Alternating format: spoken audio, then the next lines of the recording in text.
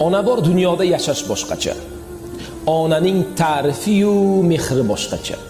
Kirsayamki hatto 90-100 yoshgacha ona bor hayotda yashash boshqacha. Yashaydi onamiz bizlarni o'ylab, tunu kun Xudodan baxtimiz so'rab. Onasiz qolganlar to'ymaydi yig'lab, ona bor hayotda yashash boshqacha.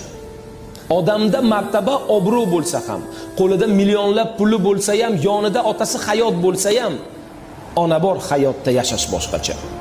Onalar doimo hurmatda bo'lsin, farzandi baxtini albatta ko'rsin, yetimlik dardini azobi qursin. Ona bor hayotda yashash boshqacha. Yetimlik dardini yetim biladi. Uning bu dunyosi bir kam bo'ladi. O'zidan o'tganini o'zi biladi.